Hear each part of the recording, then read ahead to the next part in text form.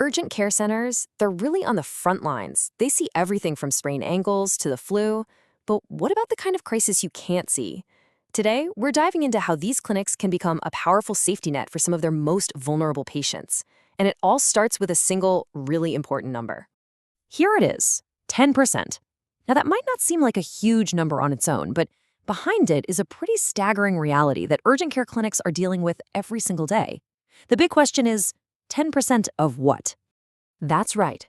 About 1 in 10 people who walks into an urgent care clinic, for literally any reason, a cough, a cut, you name it, could be silently struggling with suicidal thoughts.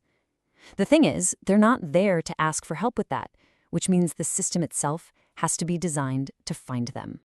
So how in the world do you find a crisis that's basically hiding in plain sight? Well, you start with a simple but really profound change in how you do things. You look for it in everyone. This first part is all about making the invisible visible. Now, I know what you might be thinking, and it's the biggest hesitation clinics have. We're just too busy for this. But it turns out that's a total misconception. The research is pretty clear that universal screening can be done quickly, efficiently, and without slowing everything down. It's a life-saving step that's actually doable. And here's a look at how it's actually done. As you can see, these tools are incredibly fast. Take the ASQ, for instance. It's just a few yes or no questions, and it takes about 20 seconds. Now, the absolutely crucial thing here is that these are validated, evidence-based tools. They've been tested and proven to work. The Joint Commission is really clear about this. They strongly discourage homegrown screeners because, well, without that scientific proof, you just can't be sure they're reliable.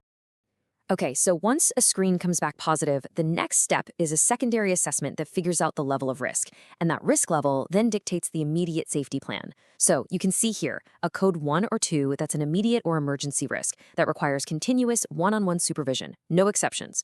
A code 3, which is still urgent, means close observation at least every 10 minutes. It's a structured, fast response. But look, just identifying the risk is only the first step. The next phase is probably the most critical one, creating a real plan for safety. And this requires a huge shift in thinking, moving away from some really outdated ideas. And this slide just lays out that shift perfectly. For so many years, the standard of care was something called a contract for safety. Basically, having a patient promise they wouldn't harm themselves.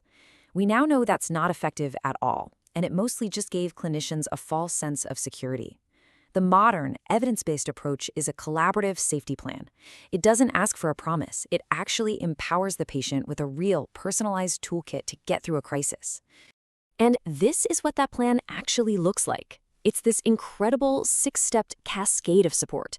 It starts with the person themselves, helping them recognize their own warning signs and use their own coping skills. Then it ripples outward to social places for distraction, then to specific friends for support, and finally to professional help.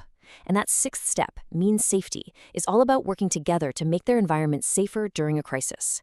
It's a defense with multiple layers. Now, at the exact same time you're building this clinical plan, the physical environment has to be secured too.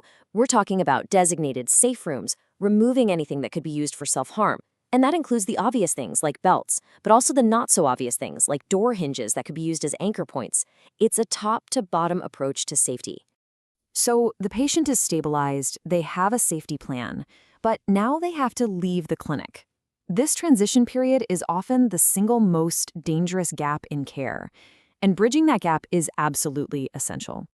Which brings us to our next number, 7. Just 7.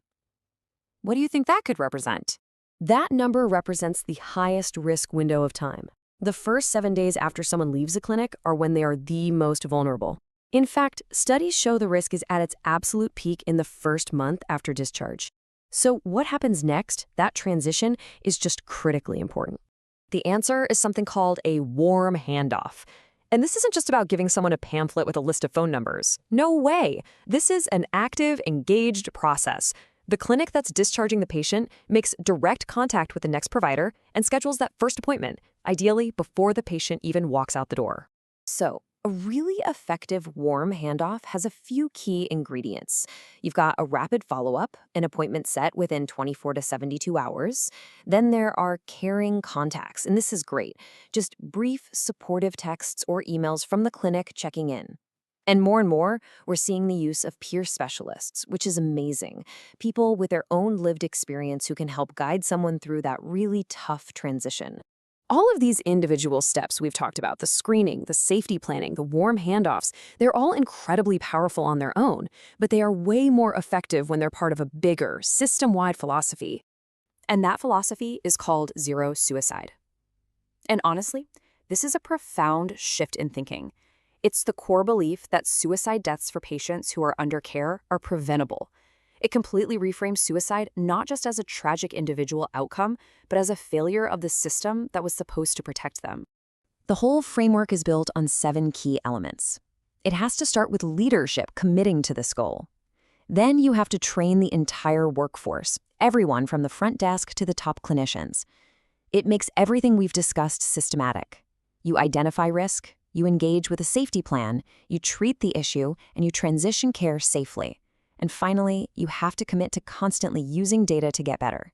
It's a complete, integrated system. Ultimately, what the Zero Suicide Framework does is it moves the massive responsibility for suicide prevention off the shoulders of a single clinician, and it places it exactly where it belongs, on the leadership and the design of the entire healthcare system.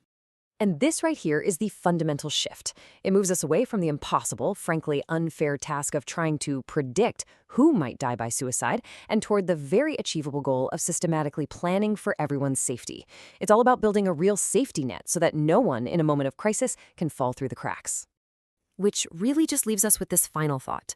If we know that suicide can be prevented by building a better system, then what is our responsibility, our collective responsibility, to actually build it?